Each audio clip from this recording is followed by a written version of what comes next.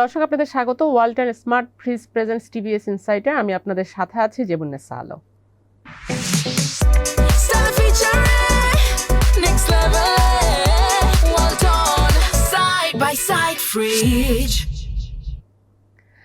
আমরা আজকে আলোচনা করব নগদ নিয়ে, নগদের ওনারশিপ ক্রাইসিস, মালিকানা নিয়ে জটিলতা।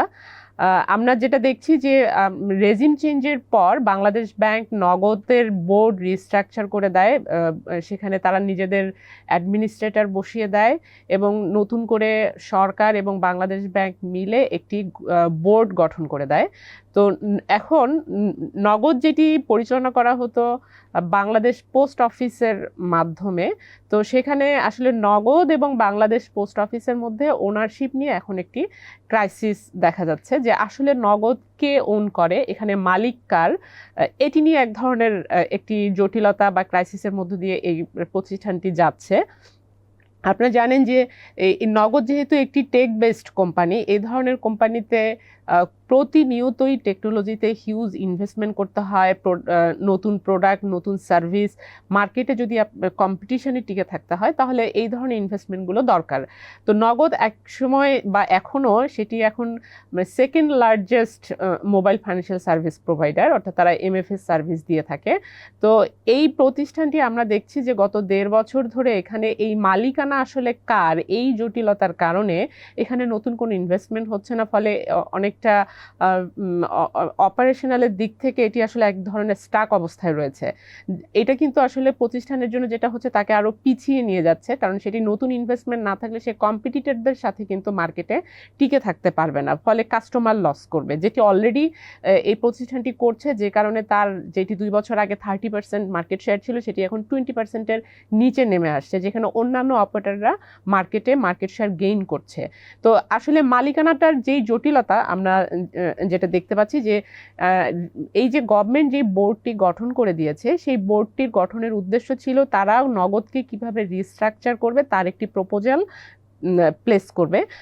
এবং বাংলাদেশ ব্যাংক কিন্তু বারবারই বাংলাদেশ ব্যাংকের গভর্নরকে আমরা বলতে শুনেছি, বিভিন্ন সময় তিনি বলেছেন যে তারা নগদকে প্রাইভেটাইজ করতে চায়।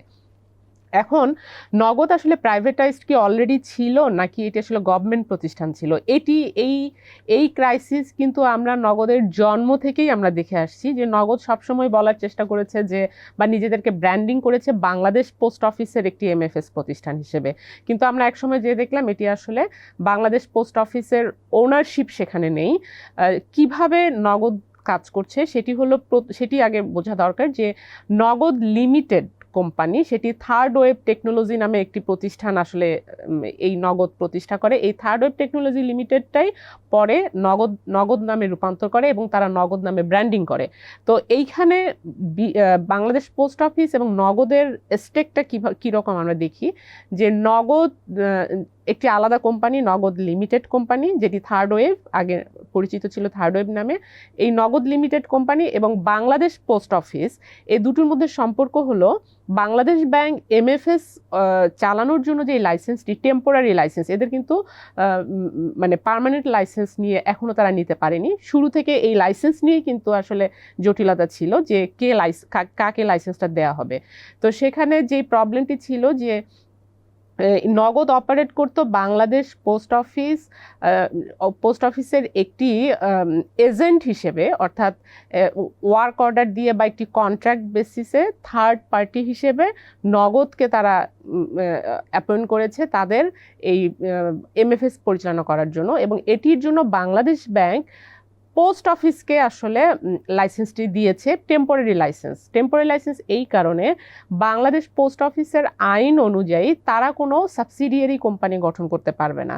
আবার অন্যদিকে বাংলাদেশ ব্যাংকের লাইসেন্স পেতে হলে, এমএফএস লাইসেন্স পেতে হলে কোনো একটি ব্যাংককে বা আর্থিক প্রতিষ্ঠানকে একটি সাবসিডিয়ারি গঠন করতে হবে এমএফএস পরিচালনার জন্য, তখন তারা এই লাইসেন্সটি পাবে। এখন যেহেতু বাংলাদেশ পোস্ট অফিস আইন অনুযায়ী, তার নিজস্ব আইন অনুযায়ী সে কোনো সাবসিডিয়ারি গঠন করতে পারে না, তাই তারা আসলে এখানে এমএফএস এর তাদের কোনো ওনারশিপ নেই। তারা কন্ট্রাক্ট বেসিসে নগদের জন্য একটি টেম্পোরারি লাইসেন্স নিয়ে তারা নগদ পরিচালনা করতো, অর্থাৎ এমএফএস পরিচালনা করতো। এই এমএফএস সার্ভিসটি আবার নগদ কোম্পানি লিমিটেড তারা আসলে এই ব্র্যান্ড ভ্যালুটা তৈরি করেছে। তো তাহলে এখানে কার স্টেক কি, সেটি হচ্ছে বিপিও, যেটা অর্থাৎ বাংলাদেশ পোস্ট অফিস, তারা লাইসেন্স হোল্ডার হলো তারা। এমএফএস পরিচালনার জন্য যে লাইসেন্সটি সেটি হলো বিপিওর, যেটি বাংলাদেশ ব্যাংক বিপিওকে দিয়েছে, পোস্ট অফিসকে দিয়েছে। তাহলে লাইসেন্স এই মুহূর্তে এই নগদ কি, নগদ একটি এমএফএস প্রোভাইডার কোম্পানি। তাহলে এই এমএফএস লাইসেন্সটি কিন্তু নগদ লিমিটেড কোম্পানির নেই, লাইসেন্সটি আছে বাংলাদেশ পোস্ট অফিসের। তাহলে নগদ লিমিটেড কোম্পানি কি দিচ্ছে? নগদ লিমিটেড কোম্পানি দিচ্ছে যে তার যে আইটি ইনফ্রাস্ট্রাকচার এই এমএফএস সার্ভিস প্রোভাইড করার জন্য এই আইটি ইনফ্রাস্ট্রাকচারটা, তারপরে যে ডিস্ট্রিবিউশন চ্যানেল, সারা দেশে যে এজেন্ট নেটওয়ার্ক, যেটি আপনি যদি মানে সহজে আমরা কল্পনা করি বিকাশের ক্ষেত্রে, যেমন বিকাশ হচ্ছে ব্র্যাক ব্যাংক তার প্যারেন্ট কোম্পানি, ব্র্যাক ব্যাংকের সাবসিডিয়ারি কোম্পানি হলো বিকাশ, এবং বিকাশ কিভাবে পরিচালনা করে সারা দেশে তার নিজস্ব একটি আলাদা কোম্পানি হিসেবে তার ডিস্ট্রিবিউশন চ্যানেল আছে, তার আইটি ইনফ্রাস্ট্রাকচার আছে। ঠিক বিকাশের মতো এরকম আইটি ইনফ্রাস্ট্রাকচার এবং ডিস্ট্রিবিউশন চ্যানেল এইগুলো আছে এই নগদ কোম্পানি লিমিটেডের। আবার বিকাশের ক্ষেত্রে কিন্তু বিকাশের বাংলাদেশ ব্যাংকের লাইসেন্স আছে, এমএফএস লাইসেন্স আছে পরিচালনা করার জন্য, যেহেতু তারা একটি ব্যাংকের সাবসিডিয়ারি হিসেবে একটি প্রতিষ্ঠান তৈরি হয়েছে। বাট নগদের ক্ষেত্রে নগদ লিমিটেড কোম্পানি সেই এমএফএস এর সার্ভিস দেওয়ার জন্য তার সকল ইনফ্রাস্ট্রাকচার আছে, কিন্তু তার লাইসেন্সটি নেই। তার লাইসেন্সটি আছে আবার পোস্ট অফিসের কাছে। সো পোস্ট অফিসের লাইসেন্স এবং নগদ লিমিটেডের যে ইনফ্রাস্ট্রাকচার, অ্যাসেট এবং ডিস্ট্রিবিউশন চ্যানেল, নেটওয়ার্ক, এগুলো দিয়ে এই দুটো মিলে তারা আসলে এই এমএফএস পরিচালনা করত। এখন যেটি হয়েছে যে রেজিম চেঞ্জের পর যখন বাংলাদেশ ব্যাংক এই প্রতিষ্ঠানটি তারা নিয়ে নেয় বলতে সেখানে তারা অ্যাডমিনিস্ট্রেটর বসিয়ে দেয়, এবং এই নগদ লিমিটেড কোম্পানির যেই পরিচালকরা বা ডিরেক্টররা ছিলেন, যারা নিজেরা ইনভেস্ট করেছেন এই কোম্পানিতে এই ইনফ্রাস্ট্রাকচারটা তৈরি করার জন্য, তারা কিন্তু বিভিন্ন ধরনের লিগাল কেসের মধ্যে আছেন। তাদের বিভিন্ন ধরনের ফ্রড, ফরজারি ইত্যাদি বিভিন্ন ধরনের মামলা রয়েছে। সেই মামলাগুলো কতটা যৌক্তিক অযৌক্তিক সেই প্রসঙ্গে আমরা যাচ্ছি না, কারণ সেগুলো আসলে এখন কোর্টে রয়েছে। তো তারা এখন কেউ আর এই অফিসিয়ালি বোর্ডে নেই। আর বাংলাদেশ পোস্ট অফিস এখন এই প্রতিষ্ঠানটি কন্ট্রোল করছে। এখন যেটি প্রবলেম হলো, তাহলে এখানে ইনভেস্ট করবে কে? মালিকানায় অফিসিয়ালি কাগজ কলমে মালিকানায় কে আছে? পোস্ট অফিস তো এখন নগদ চাইলেও নিতে পারছে না, কারণ তার তো আসলে আইন পারমিট করে না, কিন্তু তার লাইসেন্স আছে।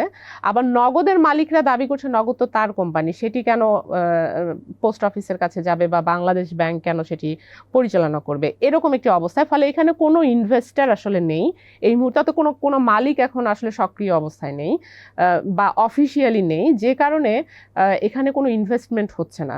গত আমরা যদি 1.5 বছরে দেখি, এটি আসলে এক্সিস্টিং যে তাদের টেকনোলজি আছে সেটি দিয়ে তারা আগের মতো করেই চলছে, নতুন কোনো এক্সপানশন বা ইনভেস্টমেন্ট হচ্ছে না।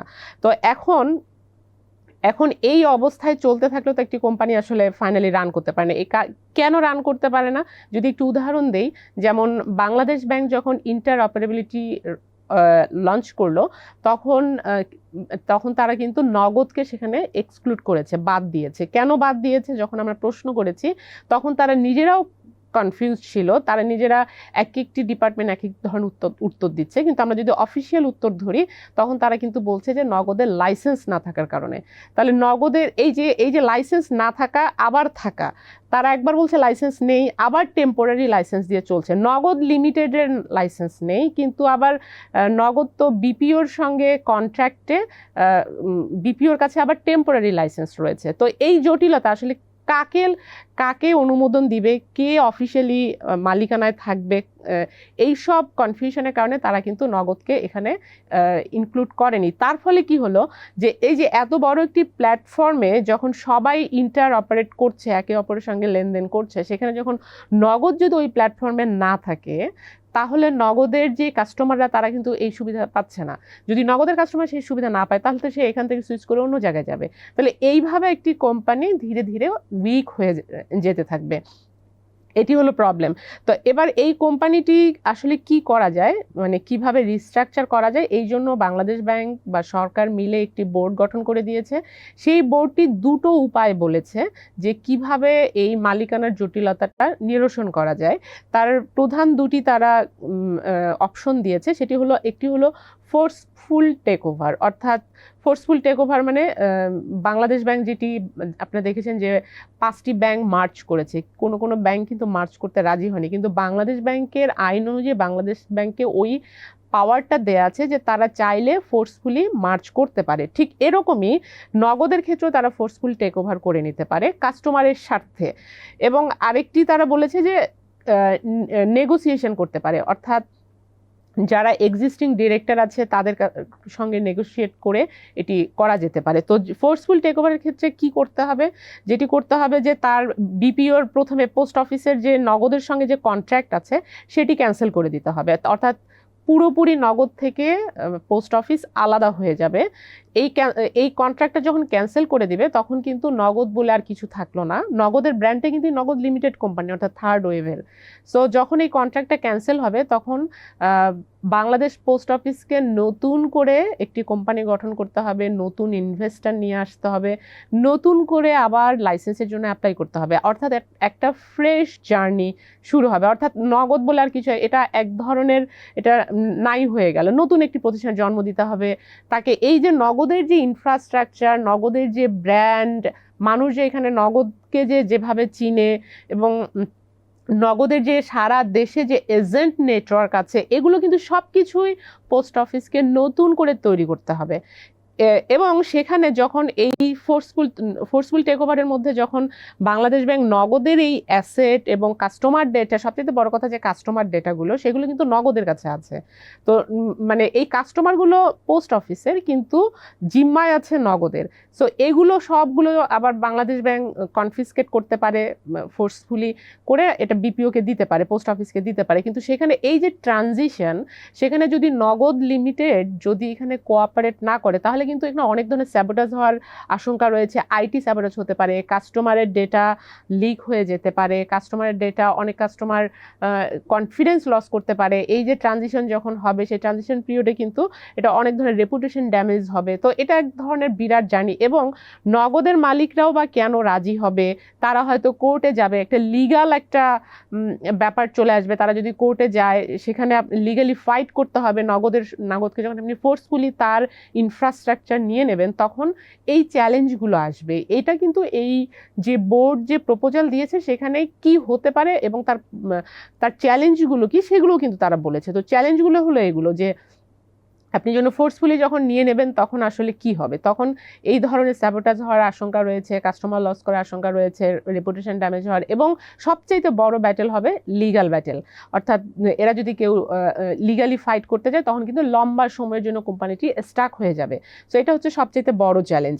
তো এটি হলো একটি অপশন, তারা চ্যালেঞ্জটি বলেছে এবং এটি করাও যেতে পারে সেটি বলেছে। এবং নেগোসিয়েশনে যদি যাওয়া হয়, নেগোসিয়েশনের ক্ষেত্রে যেটি প্রস্তাব করছে যে এখানে হতে পারে যে এখানে সরকার থাকতে পারে, বাংলাদেশ পোস্ট অফিসও থাকতে পারে, এবং নগদ লিমিটেড কোম্পানিকে নিয়েই এই জার্নিটা হতে পারে। সেখানে নগদ লিমিটেড কোম্পানি যে মালিকরা, এক্সিস্টিং মালিকরা আছেন, তারা তাদের শেয়ারটা সেল করে দিতে হবে।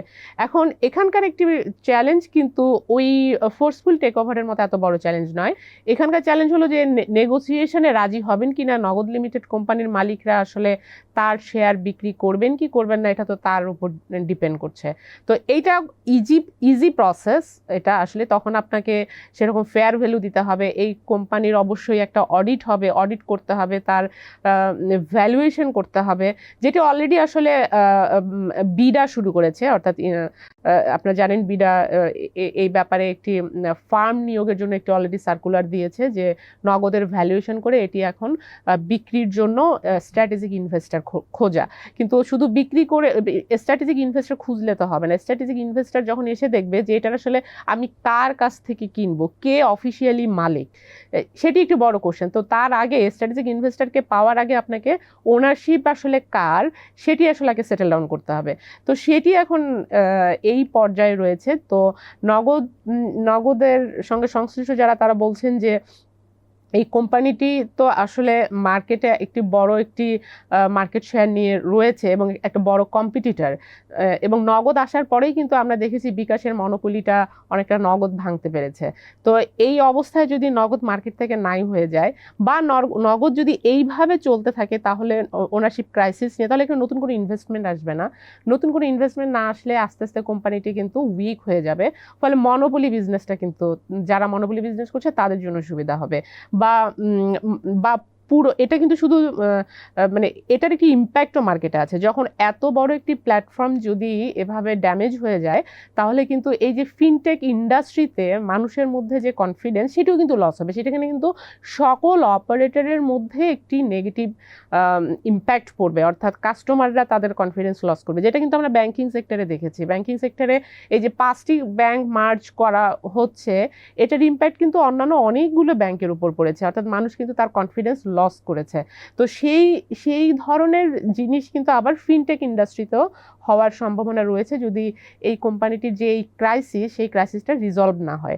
তো নগদ এখন আসলে এই অবস্থায় রয়েছে যে সরকারও এখনো চিন্তা করছে যে কিভাবে নগদকে রিস্ট্রাকচার করে আবার স্মুথলি এই কোম্পানিটি অপারেট করা যায়। তারা স্ট্র্যাটেজিক ইনভেস্টর খুঁজছে, একই সাথে যে ওনারশিপ ক্রাইসিসটা কিভাবে নেগোশিয়েট করে এটা আসলে সেটেল ডাউন করা যায় সেটাও তারা চেষ্টা করছে। এবং সবচেয়ে বড় কথা আমরা যেটা জেনেছি যে নেগোসিয়েশনের উপরই বেশি জোর দেওয়া হচ্ছে যাতে করে কোম্পানিটার রেপুটেশন ঠিক রেখে এটা পরিচালনা করা যায়। এবং একই সাথে জানিয়ে রাখি, যেহেতু পোস্ট অফিসের আইন অনুযায়ী তারা এই কোম্পানিটি চালাতে পারে না বা একটি সাবসিডিয়ারি গঠন করতে পারে না, সেই জন্যই আসলে এখন নগদের সঙ্গে নেগোসিয়েশন করা বা নতুন স্ট্র্যাটেজিক ইনভেস্টর নিয়ে এসে এখানে ইনভেস্ট করা, এই ব্যাপারগুলো নিয়ে আসলে বাংলাদেশ ব্যাংক কাজ করছে। তো এই ছিল আজকে আলোচনার বিষয়। দর্শক, আমাদের সঙ্গে থাকবার জন্য আপনাদের ধন্যবাদ এবং আমাদের প্রোগ্রামটি যদি ভালো লাগে তাহলে লাইক দিবেন, শেয়ার করবেন।